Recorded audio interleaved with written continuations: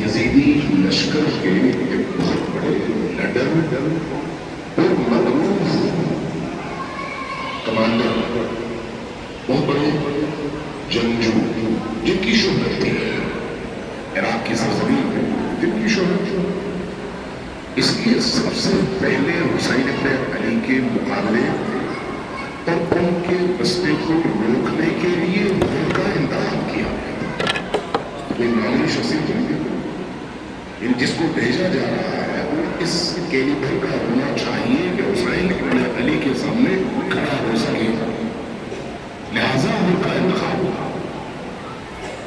اور وہ اگر تاریخی اعتبار سے دیکھیں تو اپنے نام کے لحاظ سے بہترین مصداق ہے کہ دنیا میں توبہ کرنے والوں کی سب سے بڑی مثال حضرت توبہ کرنے والوں کی۔ آپ اندازہ لگا سکتے ہیں کہ کوئی شخص اگر اپنے وقت کے امام کے مقابلے میں کھڑا ہو جائے اور اپنے امام کا دل دکھائے تو اس کا جرم شاید باقی تمام مجرموں کی نسبت بڑا جرم ہے۔ کربلا کے واقعے میں علماء نے لکھا ہے، مورخین نے لکھا ہے کہ اس پورے سفر میں سب سے پہلے جس شخص سے حضرت زینب سلام اللہ علیہا کا دل دکھایا سب سے پہلے چونکہ اسماء اور جب انہوں نے اسماء تو سب سے پہلے پریشانی اس طرح اور دکھ کس نے محسوس کیا؟ حضرت زینب سلام اللہ علیہا، جس نے حضرت زینب کا دل دکھایا چھوٹی مجھے یہ سب رات پڑا، اس لیے جب دونوں مشکل ایک دوسرے کے سامنے کھڑے ہوئے اور حضرت انہوں نے امام حسین کے درجہ آگے پکڑ لی اور روکنا چاہا تو امام حسین علیہ السلام نے جملہ کہا کہ اللہ سے سکلت ہے اور تمہاری ماں تم پر ہوئے، تم نے حسین ابن علی کا رستہ روکا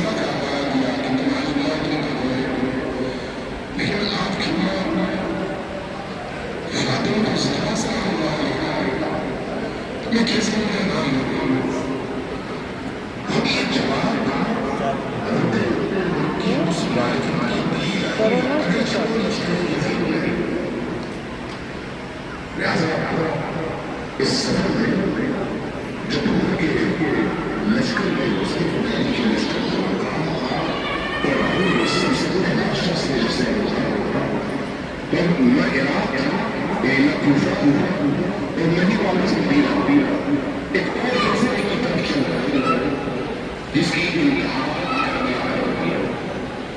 جانا وہاں سے رستہ بدل گیا، رخ موڑ گیا۔ رستے میں امام حسین علیہ السلام کے ساتھ آنے لگی ہے، امام حسین پوچھتے تھے کہ ہمارے ساتھ آپ ہی کے ساتھ پڑھے تو آپ ہی پیش لائیں گے، اس کے لیے پہلی جو مقامات کو رکھا ہوا ہے اس ٹکراؤ میں بھی حسین بن علی کے ولی اور خلاف ہے ان کے پہلوں کو اس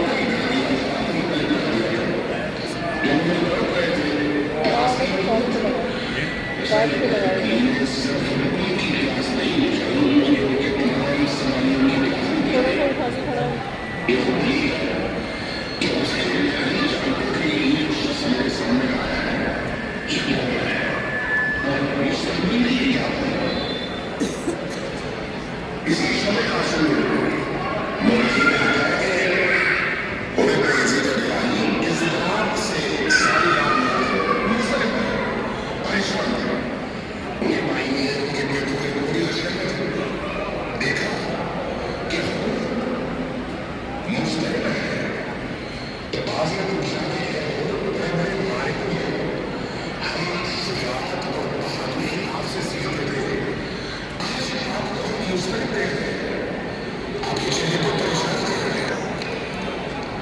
کو کتنا خوف ہے؟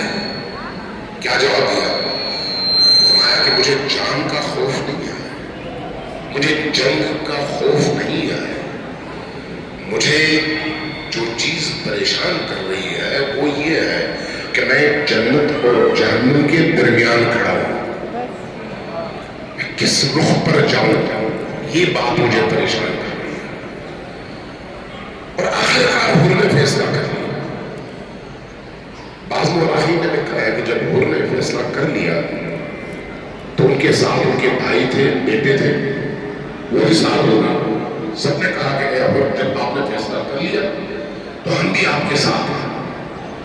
یہاں پر بعض لوگوں نے حر کی امام حسین علیہ السلام کے لشکر کی طرف آمد کو بیان کیا ہے، منظر کشی کی ہے۔ وہ کہتے ہیں کہ حضرت حر نے اپنے بچوں سے کہا، بچوں میں حسین کا مجرم ہوں، میں زینب بنت علی کا مجرم ہوں، اس لیے مجھے مجرموں کی طرح ان کی بارگاہ میں جانا چاہیے۔ یوں کرو، میرے ہاتھ پسے گردن باندھو تاکہ میں مجرم کی حیثیت سے اپنے مولا کی بارگاہ میں جاؤں۔ اور اس طرح سے ان کے ہاتھ باندھے گئے پسے گردن، اور وہ آئے حضرت امام حسین کی بارگاہ۔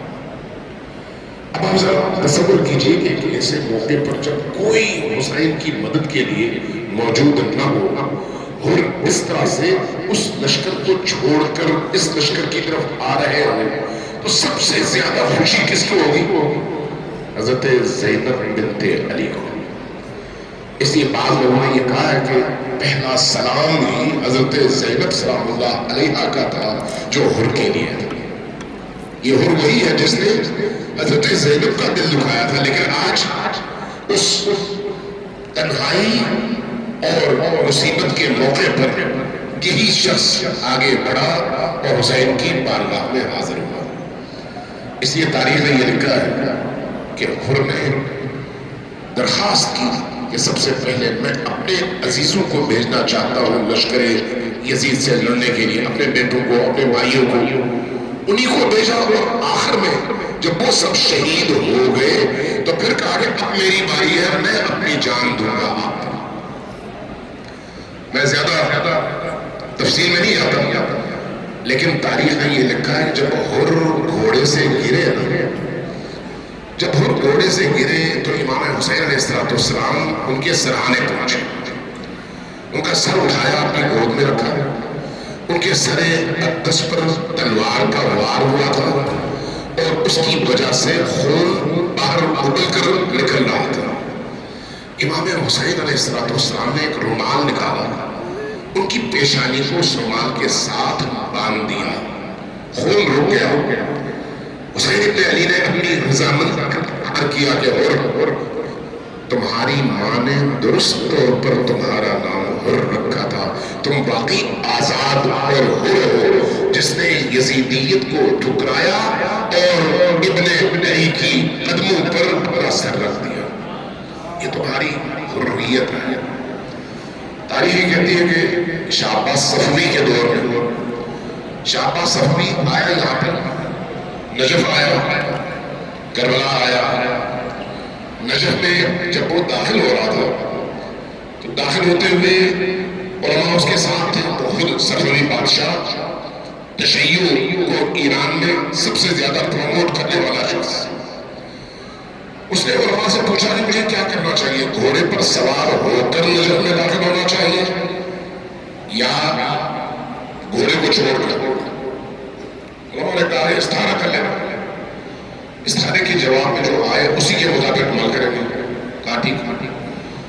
استخارہ کیا تو یہ آیت آئی، فَخْلَعْنَ عَلَيْكَ إِنَّكَ بِوَادِ الْمُقَدَّسِ طُوَىٰ۔ یہ آیت حضرت موسیٰ پر اتری تھی جب آپ کو طور پر جا رہے تھے۔ آیت اتری کہ اے موسیٰ، تم اس وقت اس نور کی وادی دعا کی وادی میں داخل ہو رہے ہو، اس لیے جوتے اتارو اور ننگے پیر داخل ہو رہے ہو۔ جب یہ آیت نکلی تو شاہ عباس نے کہا کہ میں تو سوار یا پیدل ہونے کی بات کر رہا تھا، اللہ نے میرے جوتے بھی اتروا دیے۔ اور برہنہ پاک نجف میں داخل ہوا، زیارت کی، پھر وہاں سے آیا کربلا، امام حسین کی زیارت کی، پھر ہوتے ہوتے اس نے حکم دیا کہ حضرت حر کے مزار کی تعمیر کی جائے۔ جب مزار کی تعمیر کے لیے قبر کو کھودا گیا اور اس کو بتایا گیا تو اس نے کہا کہ میں نے سنا ہے کہ حضرت حر کی پیشانی پر امام حسین علیہ السلام کا باندھا ہوا رومال موجود ہے۔ کھولا گیا، دیکھا ایسا ہی ہے، کہا کہ یہ امام حسین کا رومال ہے، یہ مجھے چاہیے۔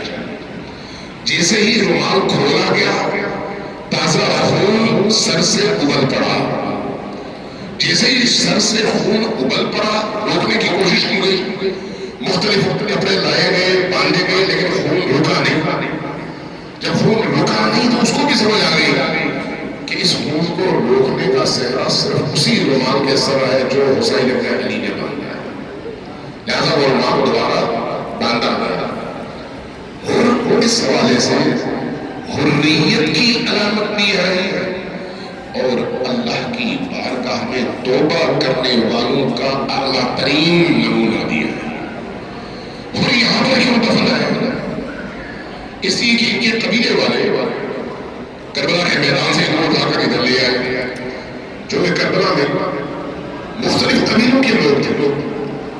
حر کے قبیلے کے لوگوں نے یہ نہیں مناسب کر ڈالا کہ باقیوں کی طرح سے حر کے لاش کی پامالی ہوئی، بے حرمتی ہوئی، لہذا اٹھا کر لے آئے اور اس مقام پر دفن کیا۔ اب آپ ذرا سوچ لیں، جس نے حسین ابن علی کے ساتھ کھڑے ہو کر اپنی جان دی، اس رات سے ایک دن پہلے وہ کہاں پر تھا اور اس ایک رات کے بعد کس مقام تک پہنچ گیا کہ آج جب آپ امام حسین علیہ السلام کی زیارت کرتے ہیں، جو کروڑوں لوگ کرتے ہیں، تو یہ پکارتے ہیں کہ ہماری جانیں، ہمارے والدین کی جانیں، ہم سب کی جانیں آپ پر قربان ہوں۔ کون؟ حسین ابن علی، اور حسین ابن علی کے ساتھ اپنی جان دینے والے وہ پاکیزہ ترین اصحاب، اور ان اصحاب میں حر ابن یزید ریاحی۔ اللہ تبارک و تعالی ہمیں اپنے زمانے میں حر بننا نصیب فرمائے، ہماری روح کو حریت عطا فرمائے، ہمیں اپنے کردار سے پلٹ کر حر بننے کا مطلب پتہ ہے کیا ہے؟ حر بننے کا مطلب یہ ہے کہ اپنی خواہشات سے آزادی، حر آزاد، اس کے مقابلے میں غلام ہے، اس کے مقابلے میں عبد ہے۔ غلام اپنی مرضی نہیں کر سکتا، اپنے آقا کی مرضی کرتا ہے، حر اپنی مرضی کرتا ہے۔ لہذا حر کو حر کیوں کہا گیا؟ اس لیے کہ وہ اپنی خواہشات سے آزاد ہو گیا۔ اپنی خواہشات سے آزاد ہونے کے بعد کس کی خواہش کے تابع ہوا؟ اپنے رب، اپنے خدا، اپنے زمانے کے ولی اور قرآن کا۔ حر کی بارگاہ میں آنے کے بعد جو چیز اہم ہے وہ یہ ہے کہ ہم بھی حر کی بارگاہ میں ان سے وعدہ کریں کہ اے حر، جس طرح آپ نے توبہ کیا آج ہم بھی توبہ کریں، چونکہ توبہ کا مقام ہے، یہ اللہ سے عہد کا مقام ہے اور اللہ سے یہ گفتگو کرنے کا مقام ہے کہ خدایا جس طرح تو نے حر کی توبہ کو قبول کیا، آج حر کے یہ غلام بھی آئے ہیں، ان کی توبہ کو بھی قبول کر لیں۔ اس توبہ کی قبولیت کا کیا مطلب ہے؟